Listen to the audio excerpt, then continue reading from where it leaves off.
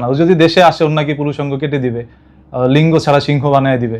তো এই ধরনের কাজগুলো করলে একটা পুরুষ তো কখনোই ভয় আসবে না, যেটা আলবিও করেছে। এবং জানা গিয়েছে ও নাকি ঢাকা মানে বাংলাদেশে আসছিল, পরবর্তীতে এই ট্রেডের কারণে আবার চলে গেছে না, ওর নাকি মব সৃষ্টি করা হইতো ওর উপরে। এই ছোট্ট বাচ্চাগুলো আসলে তার মা বাবাকে হারানোর পর একমাত্র ওরাই বুঝতে পারে এটার যন্ত্রণা, আপনারা বুঝবেন না। কারণ আপনারা মাদক সেবন করবেন, তারপর আপনাদের মস্তিষ্ক বিহীন হয়ে যাবে, মস্তিষ্ক কাজ করবে না, আপনারা উল্টাপাল্টা একটা কাজ করবেন, পরবর্তীতে ওই বাচ্চাটার সবকিছু হারাইলো। মনে হচ্ছে কি যে মিডিয়ায় যারা কাজ করে নাটক সিনেমার মধ্যে, তারা প্রত্যেকে বলা যায় না, কিন্তু ম্যাক্সিমাম মানুষগুলোই এই সকল কাজে লিপ্ত থাকে, পরকীয়া বা শারীরিক সম্পর্কে লিপ্ত থাকে। তো এই তথ্যটা ইকরা আপু হয়তো বা আগে থেকেই জানতেন। এখন তিনি নিজেও যে দুধের দোয়া তুলসী পাতা, বিষয়টা কিন্তু এরকম না, তিনি নিজেও নাকি পরকীয়া করতেন।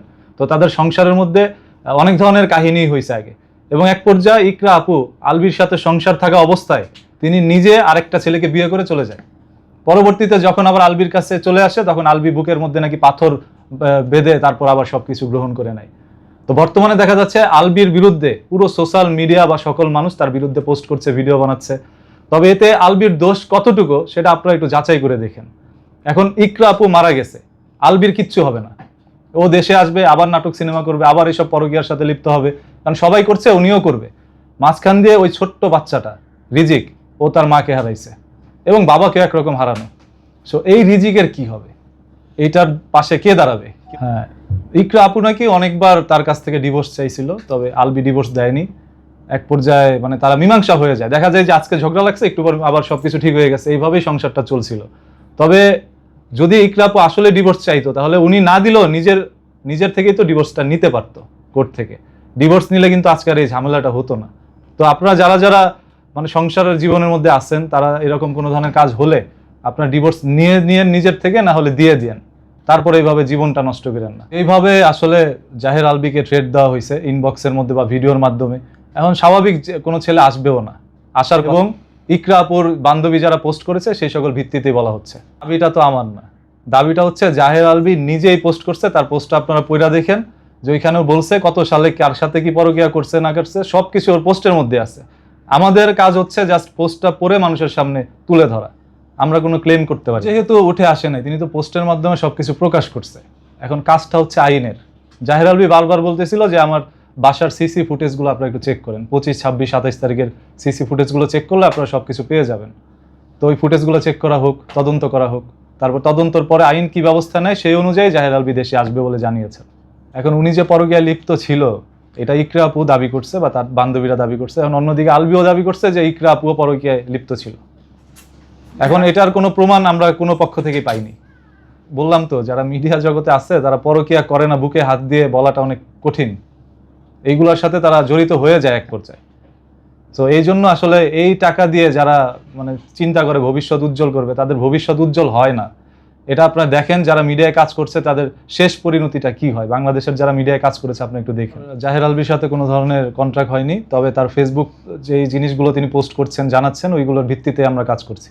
হচ্ছে জাহের আলবি ভাই দেশে আসবেন, নাটক সিনেমায় আবারও তিনি কাজ করবেন, এবং কারোর সাথে যদি পরকীয়ার সম্পর্ক থেকে থাকে তাহলে তার সাথে পরকীয়ায় তিনি আবারও লিপ্ত হবেন, এবং একাধিক মেয়েদের সাথেই নাকি তিনি পরকীয়া করতেন, এরকম অভিযোগ উঠে এসেছে। সো সেই ধরনের কাজে তিনি লিপ্ত হতে পারে আমরা যতটুকু ধারণা করছি। শেষ পরিণতিটা হচ্ছে ওর ছেলের, ওনাদের কিচ্ছু হবে না, যা কষ্ট ভোগ করার সারা জীবনের জন্য কষ্ট ভোগ করবে ওনার ছেলে। এই যে রিজিক বলে না, রিজিকের আসল রিজিকটাই কেড়ে নিয়েছে, ওর রিজিক শেষ এই দুনিয়ায়, ওর মাকেও হারাইছে। এর চাইতে বড় রিজিক একটা সন্তানের কাছে আর কিছু হতে পারে না। এটা আসলে যে একটা মানুষ মারা গিয়েছে তার বিরুদ্ধে অভিযোগ আনাটা এখন মানুষের কাছে এটা খুব অনুভূতির মধ্যে আঘাত লাগছে। তবে যদি কেউ অপরাধ করে থাকে, সে মারা যাক আর জীবিত থাকুক, অপরাধীর অপরাধ অবশ্যই প্রকাশ করতে হবে, এটা হচ্ছে মানে আমার কথা ব্যক্তিগত। আর জাহের আলবি দেশে আসলে আমি মনে করি ভালোই হয়, যেহেতু একটা বাচ্চা তার মাকে হারাইছে, এখন বাবাকে পাশে পাইলে অন্ততপক্ষে সে মায়ের শোকটা ভুলে থাকতে পারবে। রিজিক কার কাছে থাকবে সেটা আসলে আমরা তো যেহেতু পারিবারিকভাবে তাদেরকে চিনি না বা ব্যক্তিগতভাবে চিনি না, সেহেতু দাদি পাক আর নানি পাক, যার কাছে ভালো থাকবে তার কাছে রিজিক থাকুক। তবে আমার কাছে মনে হয় রিজিক এই পৃথিবীর কারো কাছেই ভালো থাকবে না, যার কাছে ভালো থাকতেন তিনি দুনিয়া থেকে চলে গেছেন। সো এই ভুলটা আপনারা আর কেউ করেন না। আর মিডিয়ার মধ্যে পা দেওয়ার আগে 101 বার ভেবে তারপর পা দিয়েন। আপনার স্বামী যদি মিডিয়ায় কাজ করতে চায়, আমি মনে করি ব্যক্তিগতভাবে সেটা দিয়েন না, এবং আপনার স্ত্রী যদি কাজ করতে চায় তারপরও দিয়েন না। সংসার যেহেতু সাজায় নিছেন, সংসার করেন, এই মিডিয়া টিডিয়া ছেড়ে দেন। এইগুলো কখনো সুখ বয়ে আনতে পারে না। এবং আপনাদের যারা ফলো করে রাখছে, ধরেন আপনারা তো একজন ইনফ্লুয়েন্সার, আপনাদের কাছ থেকে মানুষ অনেক কিছু শিখে। তো এই যে ইকরাপুর কাছ থেকে কি শিখছে, যে কিভাবে সুইসাইড করতে হয়, তিনি যেভাবে আত্মহত্যা করেছেন, এটা দেখে তার কাছ থেকে মানুষ এগুলো শিখেছে।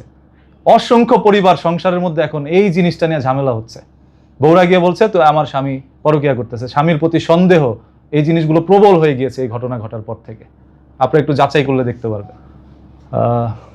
স্ত্রীর পরকীয়া যদি স্বামীর হাতে ধরা খেয়ে যায়, সেটা হাতে নাতে, তাহলে স্বামী যদি স্যাক্রিফাইস করে তাহলে সেটা করতে পারে।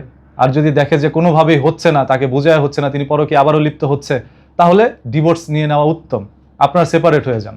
সেম একই, যদি স্বামীর ক্ষেত্রে এরকম কিছু ঘটে, স্ত্রী হাতে নাতে ধরতে পারে, তাহলে আপনার সেপারেট হয়ে যান, যদি কোনোভাবেই আপনাদের বনিবনা না হয়।